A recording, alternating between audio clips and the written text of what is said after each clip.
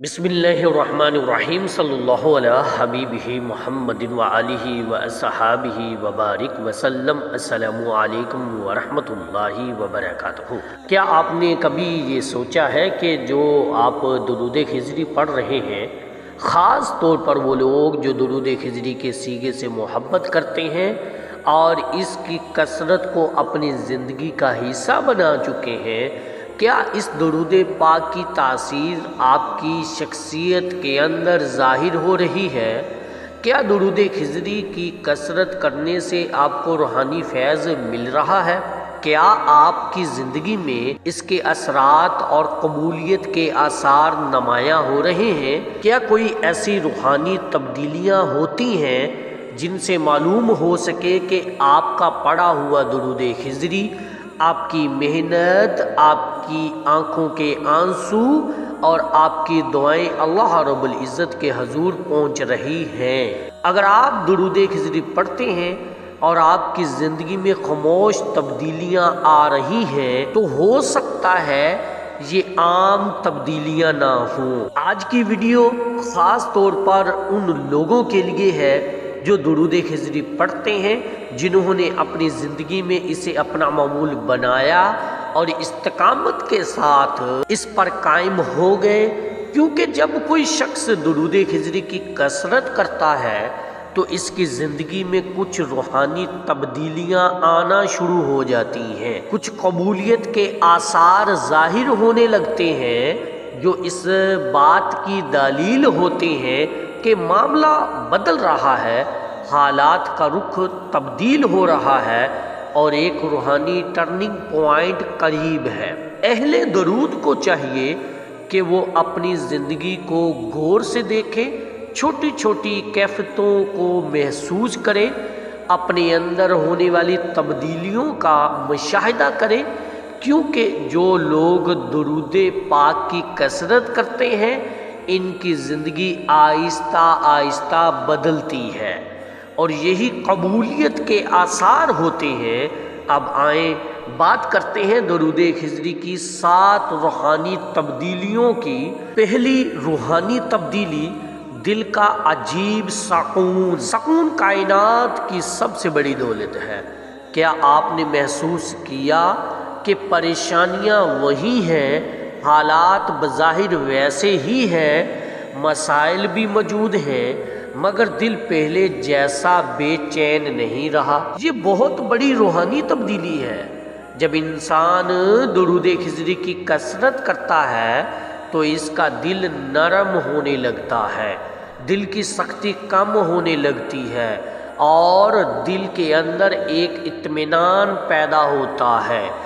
दिल का नरम हो जाना कबूलियत के अव्वलीन आसार में से है। दूसरी बड़ी रूहानी तब्दीली गुनाहों से नफरत पैदा होना। क्या आपने महसूस किया कि पहले जो गुनाह आसान लगते थे, अब इनसे दिल घबराने लगा है?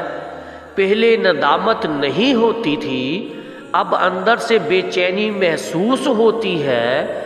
ये बातिन की तब्दीली है, मजाज का बदल जाना है। जब दुरूद खिजरी की बरकत दिल में उतरती है तो इंसान का रुझान गुनाहों से हटकर नेकियों की तरफ हो जाता है।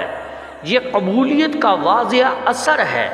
तीसरी रूहानी तब्दीली मज़ीद दरूद पढ़ने की तौफीक मिलना। ये बहुत अहम नुक्ता है। अगर आप खुद को मजबूर नहीं कर रहे, बल्कि आपका दिल खुद कहता है कि आज पहले से ज़्यादा दरूद खिजरी पढ़ना है, तो समझ लीजिए ये रूहानी बलावा है।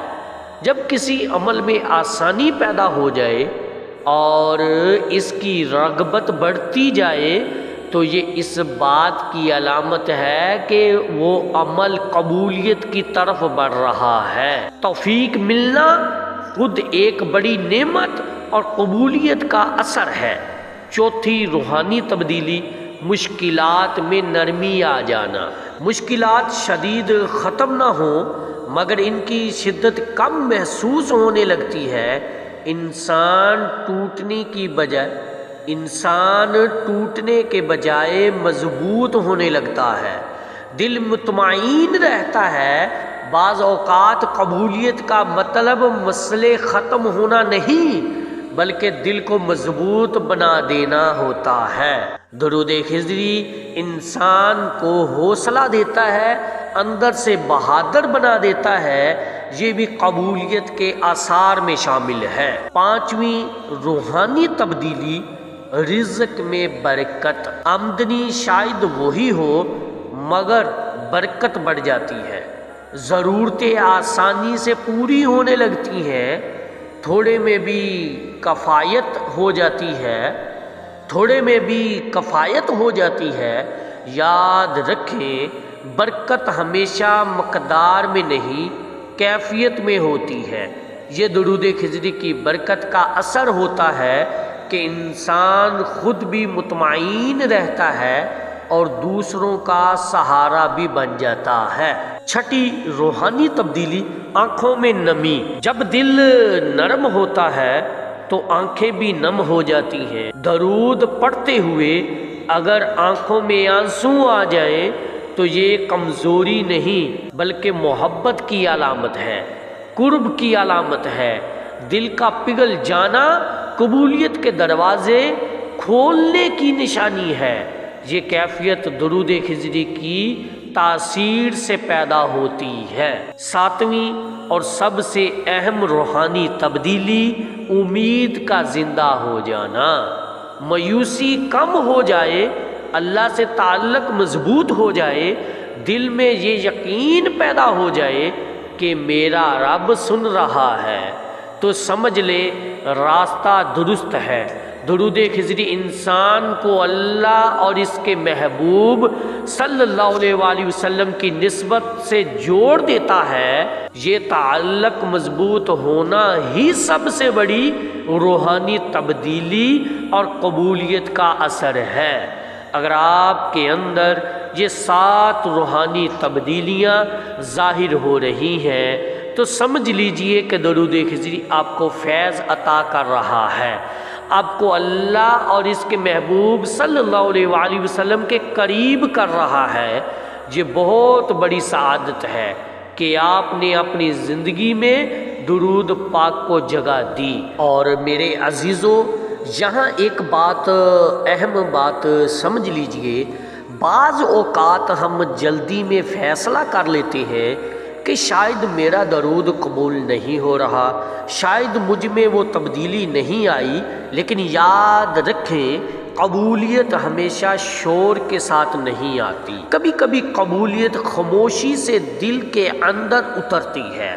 درود خضری کوئی جادو نہیں، یہ تعلق ہے، اور تعلق وقت کے ساتھ مضبوط ہوتا ہے۔ آپ یہ مت دیکھیں کہ آپ کو خواب آیا یا نہیں، آپ یہ نہ دیکھیں کہ کوئی کرامت ظاہر ہوئی یا نہیں، آپ یہ دیکھیں کہ کیا آپ اللہ کے قریب ہوئے یا نہیں، کیا آپ کے اخلاق نرم ہوئے یا نہیں، کیا آپ کا لہجہ بدل گیا یا نہیں۔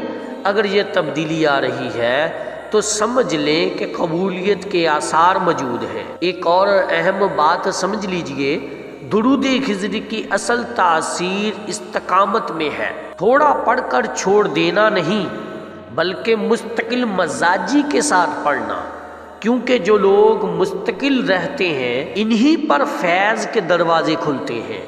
کبھی کبھی انسان کو محسوس نہیں ہوتا، لیکن آسمانوں میں اس کا نام اہل درود میں لکھا جا چکا ہوتا ہے۔ اور ذرا یہ بھی سوچیں، جب آپ درود خضری پڑھتے ہیں تو آپ صرف الفاظ نہیں دہراتے، آپ اپنے دل کو حضور علیہ الصلوۃ والسلام کی محبت سے جوڑتے ہیں، اور جس دل میں یہ محبت آ جائے اس کی زندگی خالی نہیں رہتی، وہاں رحمت اترتی ہے، وہاں برکت اترتی ہے، وہاں سکون اترتا ہے۔ اگر آج آپ پریشان ہیں، حالات سخت ہیں، راستے بند نظر آ رہے ہیں، تو درود خضری کو چھوڑنا نہیں بلکہ اور مضبوطی سے پکڑ لینا، کیونکہ بعض اوقات آزمائش اس بات کی علامت ہوتی ہے کہ اللہ آپ کو بلند مقام دینے والا ہے، اور درود پڑھنے والے کو کبھی خالی نہیں لوٹایا جاتا۔ آخر میں بس ایک بات، آج سے خود کو پرکھنا شروع کریں، اپنی کیفیت لکھیں، آج دل کی حالت کیا ہے، ایک مہینے کے بعد دیکھیں کیا فرق آیا۔ یہ روحانی سفر ہے اور یہ سفر آہستہ آہستہ انسان کو بدل دیتا ہے۔ اللہ تعالی ہمیں سچا اہل درود بنا دے، ہمیں استقامت عطا فرمائے اور ہمارے درود کو اپنی بارگاہ میں قبول فرمائے۔ اللہ رب العزت سے دعا ہے کہ وہ ہمیں ہر سانس کے ساتھ اپنے حبیب صلی اللہ علیہ وآلہ وسلم پر درود پڑھنے کی توفیق عطا فرمائے۔ آمین یا رب العالمین۔ ایک دفعہ محبت سے پڑھ لیجئے، صلی اللہ علیہ حبیبہ محمد وآلہ وصحابہ وبارک وسلم۔